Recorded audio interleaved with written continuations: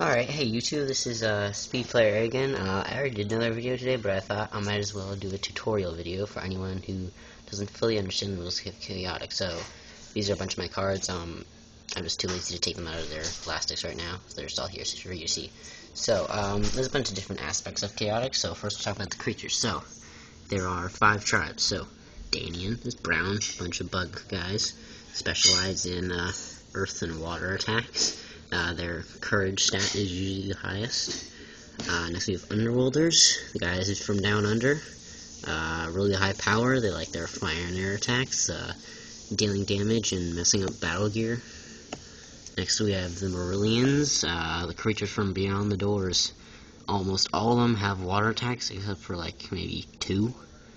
Their stats can vary, because they cover a wide variety of abilities. All of them have 0 mutant counters scan, but then Fluid Morphs can gain mutant counters when you do water damage. This is a Chieftain. This is how you activate minion ability. So, example of a minion here is Otani. So, if you have a Chieftain and a minion, then the minion uses their ability in this little black box here, and not their normal ability. And so, when you have a minion ability active, that minion creature can only play generic music. And if you use a brainwash text. So Arsene here's a Mepetian. He's a very unusual Mepetian because he has earth and water. Normally they'll have air and then sometimes air and earth. And their highest stat is usually speed, which is what this guy has. It's only 70. Yeah, Mepetians are they specialize in invisibility. So there's invisibility strike, invisibility surprise, invisibility disarm.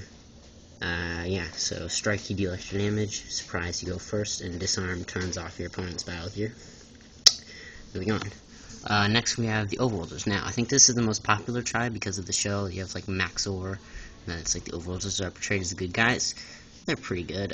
Just in case you're wondering, I don't have any particular preference when it comes to tribes. I like them all. I've used every single one of these in a deck. I just really appreciate all the tribes for the things they have. So, Overworlders, they are the best at doing like an all-elements army, because they have a bunch of elementalists, and like there's Heptad, Interest, Nature Force, but normally, so they've got really good courage and wisdom. And they usually, the element they have least is air, but otherwise they can have fire, earth, and water pretty frequently. Here's Atacat, he's also a minion. Unlike most Overworlders, he has 110 speed. Really usual. Okay, moving on.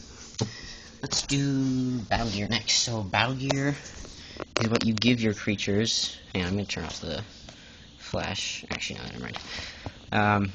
So yeah, Battle Gear is the stuff you give the creatures to boost their energy, their stats, give them an element, boost their elements, give them a music counter, like this Battle Gear, the Mepetian Volunteer's Flute.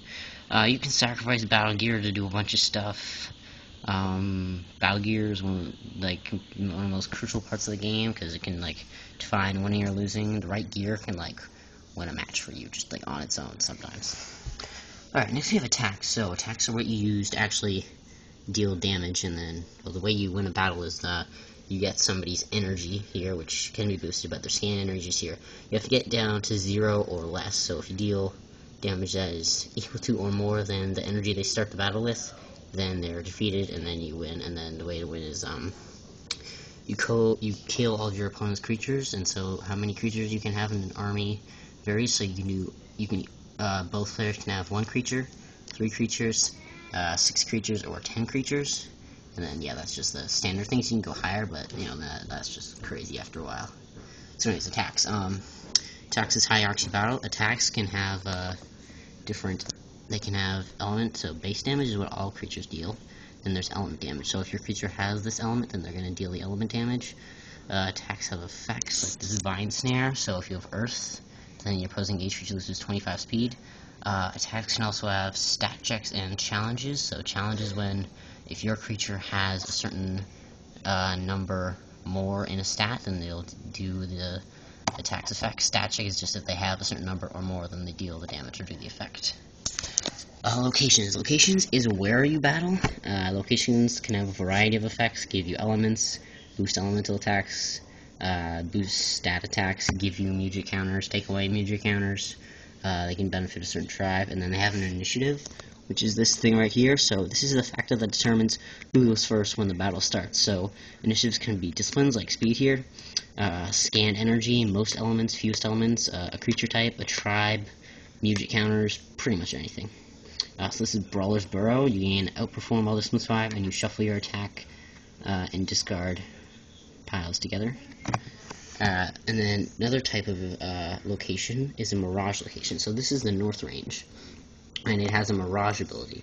So the Mirage ability is activated. So when this comes up, and then you do your battle, and then somebody wins, and then when normally you would put this on the bottom of your location deck, and you'd have to start the game with 10 locations no matter what.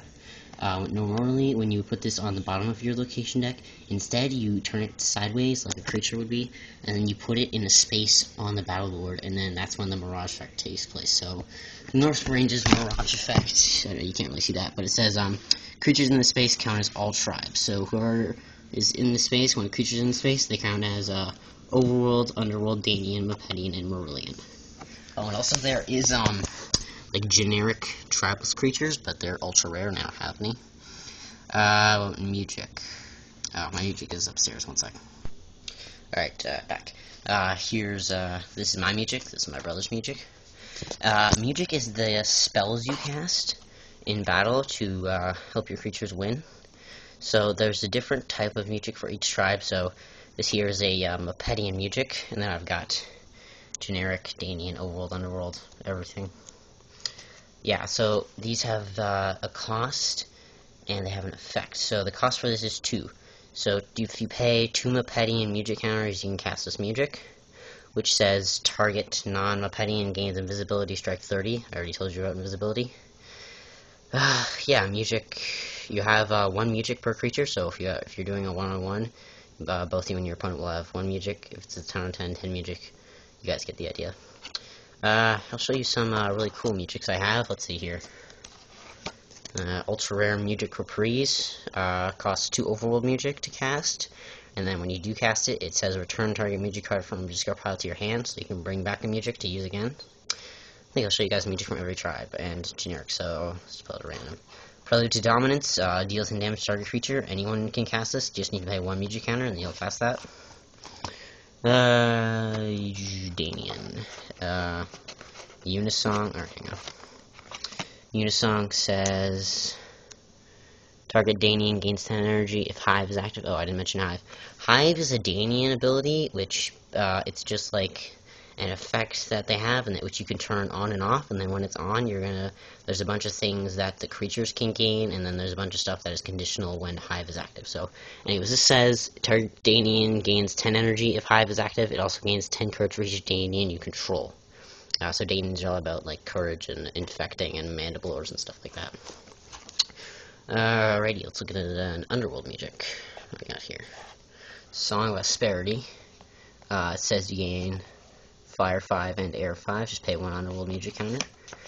Alright, yeah, that's it. So, probably didn't do too good a job explaining it, but you guys get the gist of it. So, if you have any questions or anything, just post your questions, or you can just send me a video question, and I will do my best to answer them. Now, if you can buy a rulebook. If you buy a Chaotic Starter Deck, they all have a rulebook, so it shows you, like, it has a glossary of all the specific terms and stuff.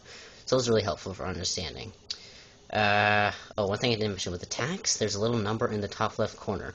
Every time you make an attack deck for your team, you have to have 20 attacks, and then the max number those little numbers can add up to is 20, and I'll like post a picture and like highlight where the number is in this video. So yeah, hope you guys understand how to play Chaotic now. Any questions, just post.